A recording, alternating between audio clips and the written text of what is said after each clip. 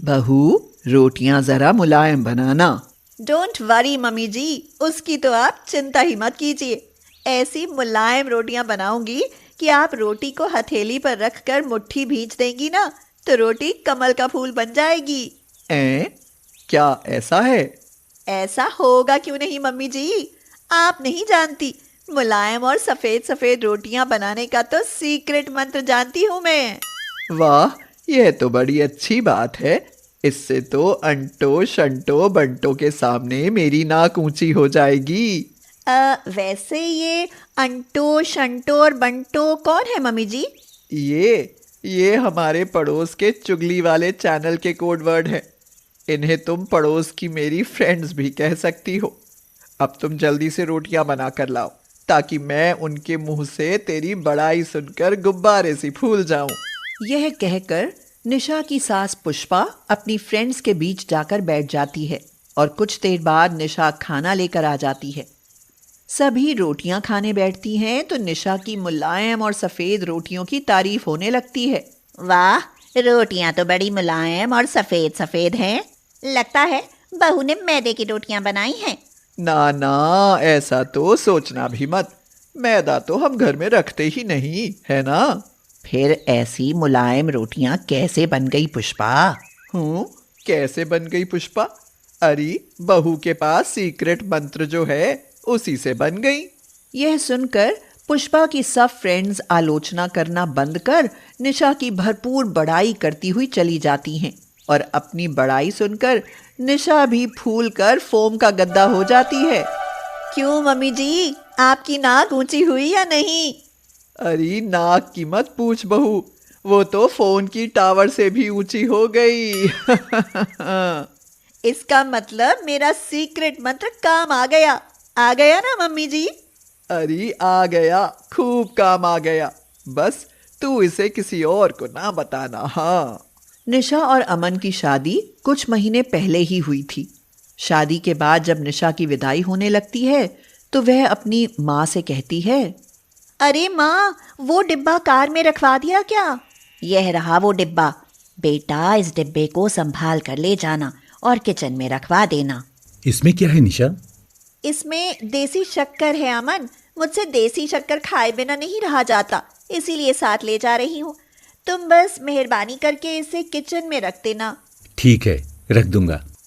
ससुराल आने के बाद निशा की सास, उसका ससुर, देवर और ननद उसके हाथ का बना खाने की इच्छा जाहिर करते हैं।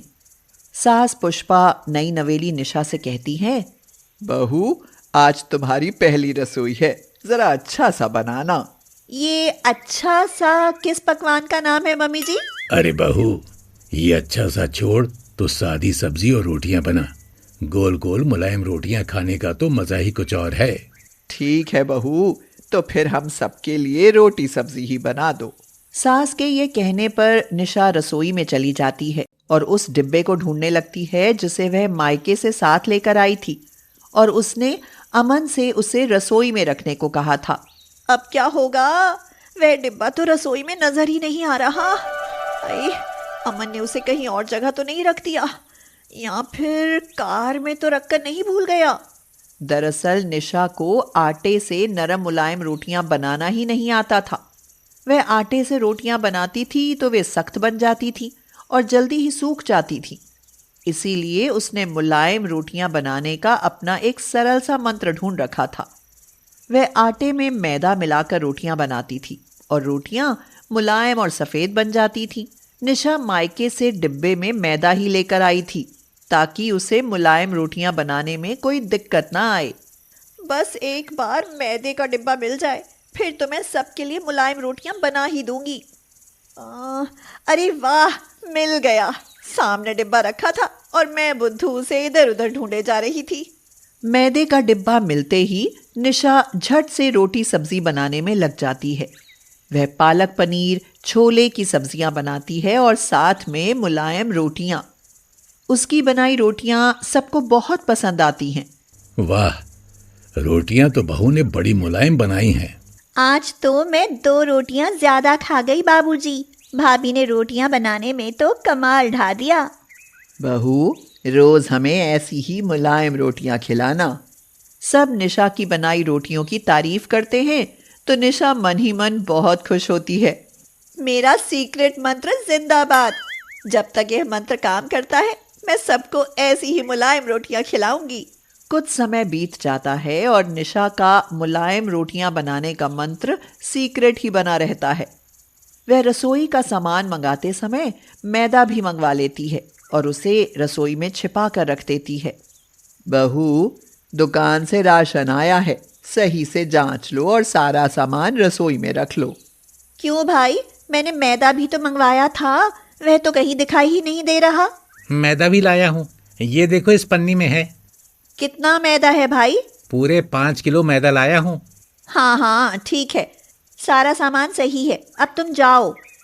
घर में राशन का सामान आते ही निशा सबसे पहले मैदा छिपा कर रख देती है और फिर जब भी रोटियां बनाती आटे में मैदा मिलाकर आटा गूंथ देती। नरम नरम छोटी छोटी लोइयां बनाती और मुलायम रोटियां सेकती। खाने वाले को मुलायम रोटियां अच्छी लगती थी और सब उसकी खूब प्रशंसा करते। कोई उससे ऐसी मुलायम रोटियां बनाने का राज पूछता तो वह कहती, मेरे पास एक सीक्रेट मंत्र है, बस उसी की मदद से नरम मुलायम रोटियां बन जाती हैं। भाभी जी, वह मंत्र मुझे भी बता दो ना।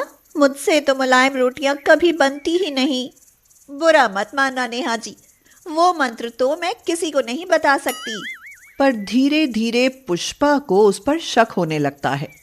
आजकल हम सबका हाजमा खराब रहने लगा है। जरूर बहू की रोटियों में ही कोई गड़बड़ी है। आखिर बहू का सीक्रेट मंत्र है क्या, इसका पता तो लगाना ही पड़ेगा। सबसे पहले रसोई की तलाशी लेती हूँ। हाँ, यह कहकर पुष्पा रसोई में जाती है और रसोई की तलाशी लेती है तो उससे मैदे का डिब्बा मिल जाता है। घर में मैदा देखकर पुष्पा चौंक जाती है और कहती है, मैदा, और वो भी हमारे घर में? हम तो कभी मैदा मंगवाते ही नहीं। कहीं बहू आटे में मैदा मिलाकर तो रोटियां नहीं बनाती? हाँ, अब समझी, जरूर मिलाती होगी, तभी तो आजकल हम सबका पेट खराब रहता है। पुष्पा यह कह ही रही होती है कि तभी निशा वहां आ जाती है। मैदे का डिब्बा देखकर निशा घबरा जाती है और कहती है, अरे यह क्या मम्मी जी? यह तुम्हारा सीक्रेट मंत्र है बहू। तुम आटे में इसी को मिलाकर मुलायम रोटियां बनाती हो ना। यह सुनकर तो जैसे निशा को सांप ही सूंघ जाता है। वह कुछ बोलने की बजाय इधर उधर देखने लगती है। बहू, जानती हो तुमने कितनी बड़ी गलती की है। क्या तुम इतना भी नहीं जानती कि रोज रोज मैदा खाने से शरीर में नुकसान होता है? मुझसे भूल हो गई मम्मी जी, प्लीज माफ कर दो मुझे। माफ तो मैं कर दूंगी, पर पहले कसम खाओ कि आज के बाद अपने सीक्रेट मंत्र का इस्तेमाल रोटियां बनाने में कभी नहीं करोगी। कभी नहीं करूंगी मम्मी जी, कान पकड़ती हूँ। शाबाश, अच्छी बहू में यही गुण होने चाहिए। आओ, मैं तुम्हें बिना मैदे के आटे से ही मुलायम रोटियां बनाना सिखाती हूँ। यह कहकर पुष्पा निशा को आटे से मुलायम रोटियां बनाने की विधि सिखाती है और फिर निशा आटे से ही मुलायम रोटियां बनाने लगती है। आशा अपने स्वर्गवासी पति की फोटो के सामने। आप तो अपनी जिम्मेदारियां पूरी करने से पहले ही भगवान के घर जा बैठे, पर आप चिंता ना करना जी। बाबूजी ने आपकी सारी जिम्मेदारियां अपने बूढ़े कंधों पर उठा ली हैं। आशा के पति की मौत के बाद उसका बूढ़ा ससुर मनोहर ही उसका और उसकी तीनों बेटियां लता, ललिता और अंशिका का पेट पालने को मजबूर हो गया था। मनोहर बाजार में पिज्जा आमलेट की ठेली लगाता था। एक दिन मनोहर ठेली पर खड़ा था कि तभी उसे एक पुरानी बात याद हो आती है। अरे, बेटियों को पढ़ाने में इतना पैसा क्यों खर्च कर रहा है बेटा? आखिर ये सब करके क्या हासिल होगा? बापू, देखना, मैं जिंदा रहा तो मेरी तीनों बेटियां एक दिन पढ़ लिख कर बहुत ही बड़ी सरकारी अफसर बनेंगी। यह बात याद आते ही बूढ़े मनोहर की आंखों से टपर टपर आंसू बहने लगते हैं और वह रोते हुए अपने स्वर्गवासी बेटे से कहता है, तू जहां भी हो बिल्कुल चिंता मत करना बेटा, मैं तेरी तीनों बेटियों की पढ़ाई लिखाई में कोई कमी नहीं आने दूंगा। देखना, वो एक दिन बड़ी सरकारी अफसर अवश्य बनेंगी। मगर आदमी सोचता कुछ है और होता कुछ और ही है। बूढ़ा मनोहर अपनी तीनों पोतियों को पढ़ाने के लिए कमर तोड़ मेहनत करने लगता है। कुछ दिन तो सब ठीक ठाक चलता है, मगर फिर कुछ दिन बाद मनोहर अचानक ही बीमार पड़ जाता है और चारपाई पकड़ घर लेट जाता है।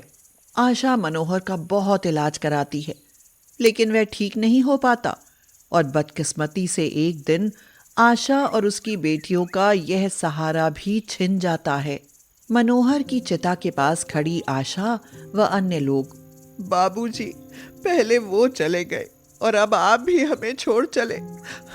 आखिर आप दोनों को हमसे ऐसी क्या दुश्मनी थी? यह कहकर आशा फूट फूट कर रोने लगती है, मगर रोने से हासिल ही क्या होता। कुछ देर बाद आंसू पोंछ लेती है और मन को मजबूत करते हुए मन ही मन फैसला करती है, मगर मैं आप दोनों का सपना कभी नहीं टूटने दूंगी बाबूजी। मैं संभालूंगी घर और मैं पढ़ाऊंगी अपनी बेटियों को। आशा को मनोहर से भी अच्छा पिज्जा आमलेट बनाना आता था, इसीलिए उसकी मौत के बाद वह पिज्जा आमलेट की ठेली खुद लगाने लगती है। उसका बनाया पिज्जा आमलेट लोगों को ऐसा पसंद आता है कि कुछ ही दिनों में उसका काम अच्छा चलने लगता है।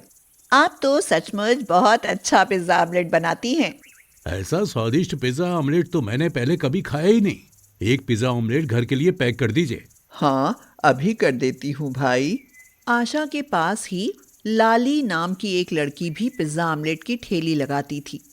जैसे ही लोगों को आशा का पिज्जा आमलेट पसंद आता है, लोग लाली से पिज्जा आमलेट खाना छोड़ आशा का पिज्जा आमलेट खाने लगते हैं। यह देख लाली को उससे जलन होने लगती है और उसे आशा पर बहुत गुस्सा आता है। वह कहती है, वो बूढ़ा मनोहर जब तक था हमरे पास उससे ज्यादा ग्राहक आता था, पर ई कमबख्त ने तो हमरा सब ग्राहक ही छीन लिया। मालूम नहीं ई का पिज्जा आमलेट में ऐसा का जादू है, नींबू निचोड़ के। लाली रोज घर से पिज्जा आमलेट का सामान तैयार कर ठेली लेकर बाजार आती, मगर फिर पूरा दिन परेशान रहती, क्योंकि ज्यादातर ग्राहक आशा की ठेली पर चले जाते और उसका आधे से ज्यादा सामान खराब ही जाता। फिर वह शाम को गल्ला खाली देखती तो उसका तो दिमाग फटने लगता। वह कहती, उई राम जी, ई का हमरा कमाई को तो ग्रहण ही लग गवा। कमाई तो ई कमबख्त आशा का हो ही रही है, अब और बर्दाश्त ना ही होएगा। लगत है अब तो बल्लू बागड़ी का मदद लेना ही पड़ेगा नींबू निचोड़ के। हाँ, बल्लू बागड़ी गांव का सबसे बड़ा बदमाश था और कोई भी उससे झगड़ा मोल लेने की हिम्मत नहीं जुटा पाता था। लाली की बल्लू बागड़ी से अच्छी पहचान थी और उन दोनों में खूब बनती थी। इसीलिए एक दिन लाली उसके ठिकाने पर जाती है और उसे आशा के खिलाफ भड़काते हुए कहती है, अगर तुम ऊ आशा का ठेली वहां से हटा देगा बल्लू जी, तो समझो ई लाली तुम्हारा गुलाम हो जाएगी नींबू निचोड़ के। हाँ, सुंदर लाली नींबू निचोड़ के, तू तो इस बल्लू बागड़ी की जान सा जान। कौन तो सयो आशा, कलेजे में थोड़ी ठंड रख, कल के बाद उसकी ठेली तेरे आसपास भी नजर ना आवेगी। फिर तो मजा आई जाएगा बिल्लू जी नींबू निचोड़ के। तो अब खुश हो जा नींबू निचोड़ के। इसके अगले ही दिन बल्लू बागड़ी अपने साथ कुछ बदमाश लेकर आशा की ठेली पर पहुंच जाता है और आशा को धमकी देते हुए कहता है, कौन है भाई तू ही आशा था के? हाँ भाई, मैं ही आशा हूँ। पिज्जा आमलेट बनाऊं क्या? तू पिज्जा आमलेट को मार गोली, अपनी ठेली उठा और यहाँ से भाग ले। आज के बाद तेरी ठेली यहाँ नजर आई तो काट डालूंगा। याद रखना, बल्लू बागड़ी नाम सब मेरा। तो आप ही बल्लू बदमाश हैं? पर भाई, मैंने आपका क्या बिगाड़ा है? पहले यहाँ मेरे ससुर ठेली लगाते थे, अब मैं लगाती हूँ। फिर यहाँ से क्यों भाग जाऊं? आशा की यह बात सुनकर बल्लू बागड़ी को उस पर गुस्सा आ जाता है। इसीलिए वह अपने आदमियों को हुक्म देते हुए कहता है, यो ऐसे न मानने वाली, चलो रथ छोड़ो, अब इसे एक्शन फिल्म दिखाने पर आ जाओ। तो डालो इसका सारा ताम झाम। बल्लू बागड़ी के यह कहते ही उसके बदमाश साथी आशा की ठेली का सामान उठाकर इधर उधर फेंकने लगते हैं और उसकी ठेली को तोड़ फोड़ कर पलट देते हैं। हाय, अरे देखो भाई, ये बदमाश मेरी ठेली को तोड़ फोड़ रहे हैं। हाय, कोई तो मदद के लिए आगे आओ, कोई तो आओ आगे। बल्लू के सामने आने की हिम्मत किसी मर्द में ना सा। सुन, कल यहाँ दिखाई दी तो थारा गांव से भी पत्ता काट दूंगा। उस दिन के बाद आशा बल्लू बदमाश से बहुत अधिक डर जाती है और दोबारा पिज्जा आमलेट की ठेली लगाने की हिम्मत नहीं कर पाती। इससे लाली बहुत खुश होती है और कहती है, वाह, मजा आएगा वाह। अब ई बाजार में सब लाली का ही पिज्जा आमलेट खाएगा नींबू निचोड़ के। उधर पिज्जा आमलेट का काम बंद हो जाने से आशा के घर की आर्थिक हालत बिगड़ जाती है। वह अपनी बेटियों की स्कूल फीस नहीं भर पाती, इसीलिए उनका स्कूल जाना भी छूट जाता है। माँ, भगवान ने हम बहनों के साथ बहुत बुरा किया है। मैं तो कहती हूँ भगवान है ही नहीं। पहले पिता छीना, फिर दादा, और अब हमारी माँ का काम छीन लिया। ऐसे भगवान को तो मैं कभी ना मानूंगी। ऐसा मत बोलो मेरी बच्चियों, जिंदगी में सुख दुख तो आते ही हैं। मैं कोई और काम करूंगी और जल्दी ही तुम बहनें फिर स्कूल जाने लगोगी। हाँ सच माँ, मेरा तो स्कूल छोड़कर बिल्कुल मन नहीं लग रहा। मुझे तो बहुत पढ़ना है माँ। अपनी बेटियों में पढ़ाई लिखाई के प्रति ऐसी लगन देखकर आशा मन ही मन बहुत खुश होती है और कोई दूसरा काम करने के लिए कमर कस लेती है। वह मन ही मन सोचती है, मन तो पिज्जा आमलेट का काम करने का है, पर उस बल्लू बदमाश के रहते मैं यह काम तो कभी कर ही नहीं सकती। क्यों ना सब्जी का काम कर लूं, कुछ पैसे बचे हैं, उनसे यह काम तो शुरू हो ही सकता है। यही सोचकर आशा अगले दिन घर से सब्जियां खरीदने के लिए निकल जाती है, मगर रास्ते में अचानक ही उसकी नज़र बल्लू बदमाश पर पड़ती है। उसकी बाइक का एक्सीडेंट हो गया था और वह सड़क पर घायल अवस्था में तड़प रहा था। अरे, यह तो बल्लू बदमाश है। अच्छा हो यह बदमाश मर जाए, इसने मेरे घर की समृद्धि छीन ली। यह कहकर आशा वहां से जाने लगती है, मगर तभी पीछे से बल्लू बदमाश की आवाज सुनाई देती है, बहन, मुझे ऐसे छोड़कर मत ही जाओ। मुझे अपना छोटा भाई समझकर बचा लो आशा बहन। बल्लू के यह बोल सुनकर आशा का दिल पसीज जाता है और वह मुड़कर वापस आ जाती है। अस्पताल से एम्बुलेंस बुलाकर उसे अस्पताल ले जाती है और अस्पताल में उसे अपना खून देकर उसकी जान बचाती है। आशा का यह उपकार एक बदमाश को शरीफ बनने पर मजबूर कर देता है। आशा बहन, मैंने थारे साथ बहुत बुरा किया। बहन, मुझे अपना छोटा भाई समझकर माफ कर दे। आज के बाद मैं हमेशा शरीफ बनकर रहूंगा। तुम कल से अपना पिज्जा आमलेट का काम फिर से शुरू कर लो। बल्लू में यह परिवर्तन देख आशा बहुत खुश होती है और वह अगले ही दिन से पिज्जा आमलेट की ठेली लगाने लगती है। फिर कुछ ही दिनों में उसका काम अच्छा चलने लगता है। वह पिज्जा आमलेट बेचकर अपनी बेटियों को खूब पढ़ाती है और कुछ सालों बाद उसकी तीनों बेटियां सचमुच बड़ी सरकारी अफसर बन जाती हैं।